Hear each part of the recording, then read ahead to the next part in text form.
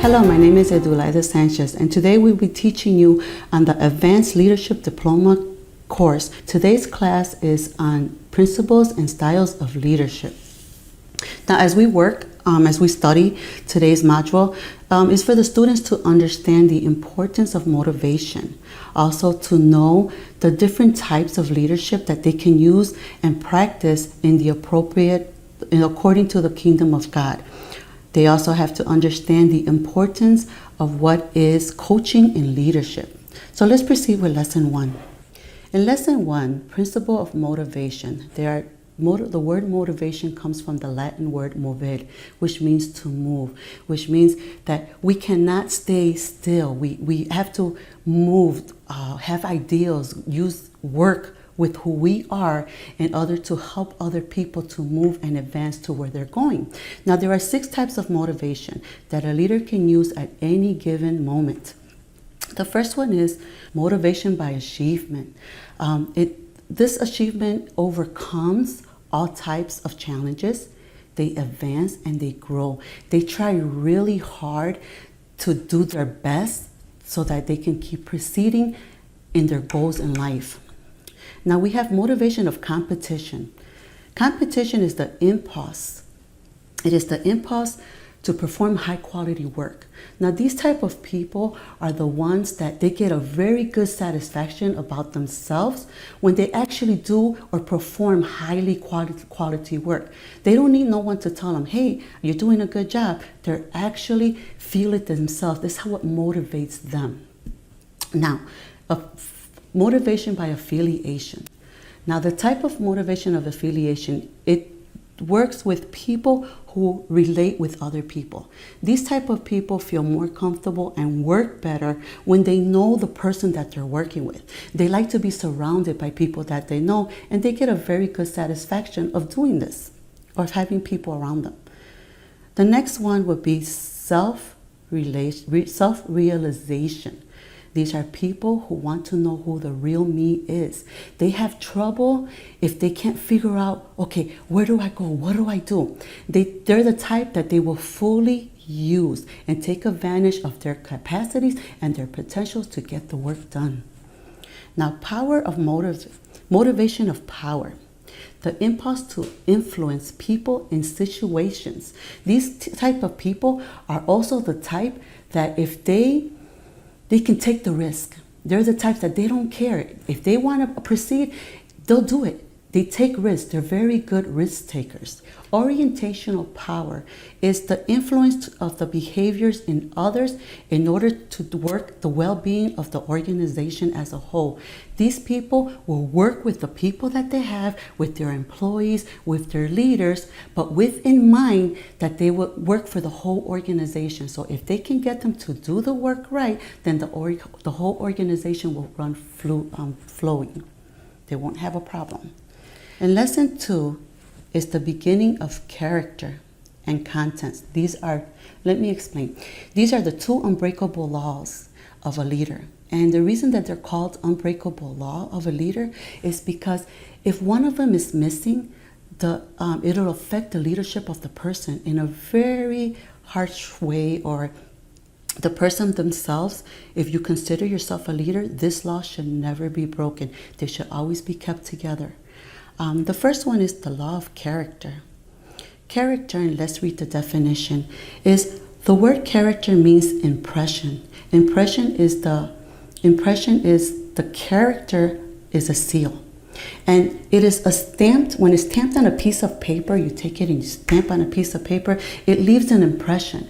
And that impression is the same impression all the time. So your character is the impression that God placed in you. It's like you know who you are, and your character changes when you come to Christ. Now, the second part of this law is the law of contents. Now, the law of contents deals with the necessity to have the message with the vital content. Now, the definition for vital contents is the information that is given to its follower and that it takes them to another state of development and strengthening, meaning you can walk into a place and you have a person that you're so excited to hear. They're going to come and give a word. They're going to come and give you encouragement. You're working at a workplace and you have to listen to a meeting for your work. The CEO walks in and he's all dressed. He's got the charisma, he's got the style. But then what happens? Once he starts to talk, he loses it. He doesn't understand that it is vital, that when you bring the information, it has to be vital. Now, I've been in times and places where I can sit in an area, and as I'm sitting there and the person is going, you'll be falling asleep. But you know what? A person who is confident, a person who knows how to use these two laws together will never go wrong. And I thank God, because there are so many people today in my life that can show me this contents. I understand that a lot of us will figure, oh, the character of a person is very important. Of course, that is your imprint. That shows who you are. Wherever you go, you have to be the same person where you go. If you are a leader and you're giving a class, you have to make sure that when you give that class, you have a point in your mind. What are they going to leave with? What are they going to remember when they go home with the message that you give them? Lesson 3, the principle of effectiveness. The object of this is to explain the principle of effectiveness, the contents, what it consists of. Also to illuminate, explain each principle that Stephen Covey has done. Now, Stephen Covey has written a book called The 7 Habits of Highly Effective People. He summarizes the 7 crucial habits that are people who have a highly effectiveness. The first habit is the habit of productivity.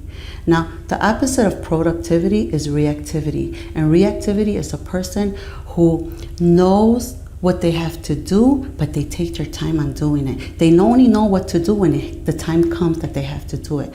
Now, a proactive person has the mentality to take initiative first. They do something before it happens.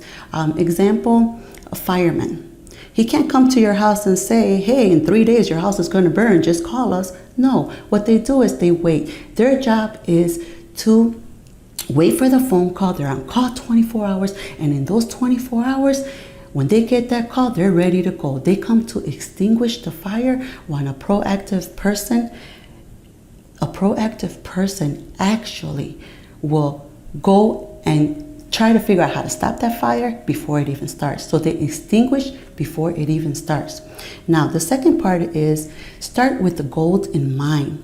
The powerful habit of every leader should have is when they start something, they should have a clear mind and a clear purpose of what they want to achieve. When you have this in mind, the first step should be taken to visualize the final result.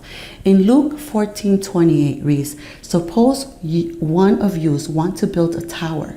Will you not first sit down and estimate the cost to see if you have enough money to complete it?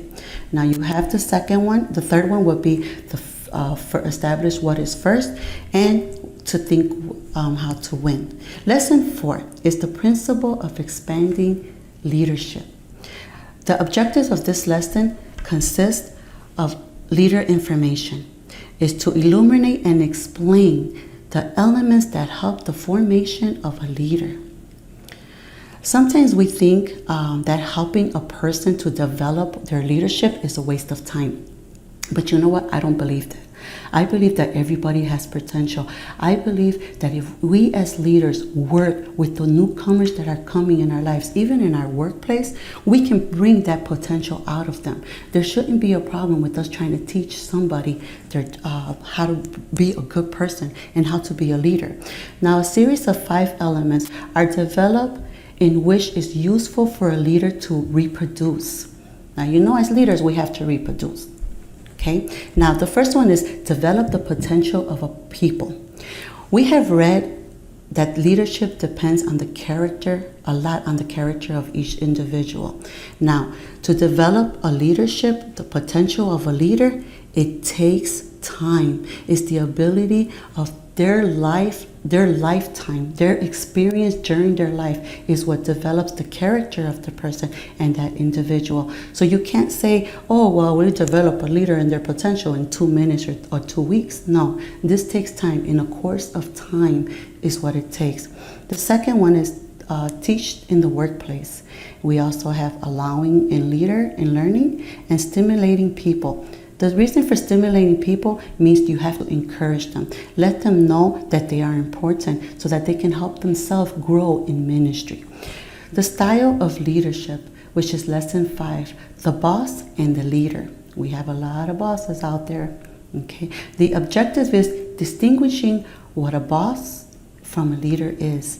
Now, according to the dictionary, to the definition, if you can read with me in your book, says, according to the Official Language Academy in the world, they define the boss like a person who has others under them. But more than just a strict definition, the same bosses have discredited the term. Now, the reason they say they discredit the term is because a lot of bosses take this ability that I'm the boss, you got to do as I say and not as I do. Or they also have this technique where they want perfection. You have to do what they say. No matter what, they don't listen to what the person has to say. There are two different sides of the boss and the leader. And there is a time where a leader will have to become a boss at a time, but I suggest that that only happens when the Holy Spirit tells you that it's okay to. Now, the difference between a boss is that they manage, they speak, they call out your attention in front of the whole area, your whole organization, okay? A boss manages, he speaks, he calls your attention in front of the whole personnel. He is alert with mistakes. And when he faces any type of mistakes, his whole world falls.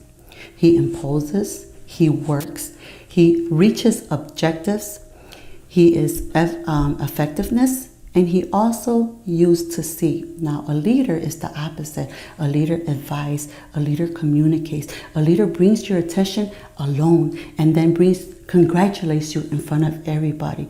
A leader also is more alert of the right things that you do than with the mistakes that you do. He will bring to your attention, good job, you've done a good job. But when you do a mistake, yeah, they'll let you know, but they're more worried about that you do the things right.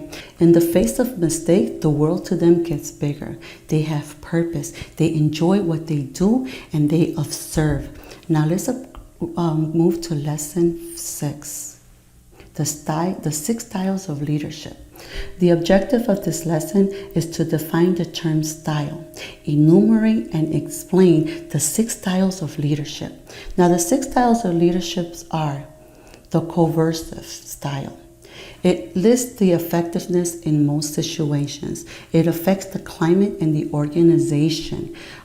It undoes what is the basic tool of leadership, the motivating people to letting them know how their job fits in a great mission that everyone in the organization shares.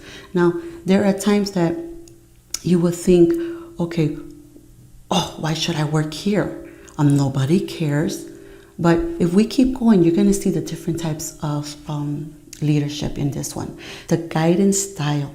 The guidance style is the effective one. Improving all climates of variability. The leader who guides is a visionary. He sees, he knows what he's going for. He motivates people in clarifying how their job fits in the whole picture that contemplates the organization.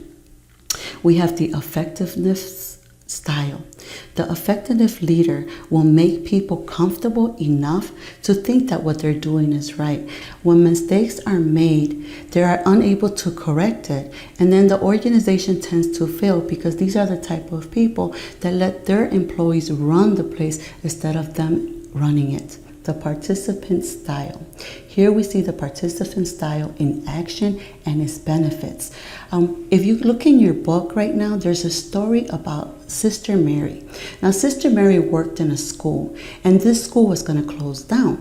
So she got the word that she had to close this school. But what she did was she took action. She was kind of smart. She went and she got a hold of all the people that was affiliated with the school. Okay, somehow, whether that be the teachers, the school staff, and then she spoke to the parents and the community. She got them all together. She started to listen to their ideals. What she did is that she avoided the conflict of going up to or sending letters to every parent saying, we're going to close the school. You got to send your kids to a different school. or tell the staff members, well, tomorrow's your last day because the school's going to close. No, she didn't. She played it smart. She got them all together. She sat down. She told them, put on the table what was going to happen. They were planning to close the school if anybody had any ideas. Now, as they were planning their ideas, all she did was listen. And as she listened, she knew that after 2 months of meetings and listening to people and coming up with ideas, the objective was still the same. They still had to close the school. So after they had closed the school, she did one thing that everything worked out for everybody. At the end, the decision that was made was by all collective together, and they've all decided, everybody decided that they had to close the school. So it was a win-win situation. She didn't have to hear the backslash of, oh, all these people yelling and screaming, and at the same time, she let them know. They left with peace, she left with peace. Now you have the intimidative style. Now, intimidative style destroys the climate of a team. And due to the high demands of excellency in leadership and in their morals, they tend to fail. Lesson 7, the style of leadership coaching. Okay, the objectives of this lesson is to define the term coaching, explain the contents and system of leadership and coaching. The most important question that is in this lesson that we will try to answer is, how is coaching going to help me in my ministry? Now, in your book, the definition of coaching is the system of leadership who use the style of a sports trainer for the administrative of the leaders and followers.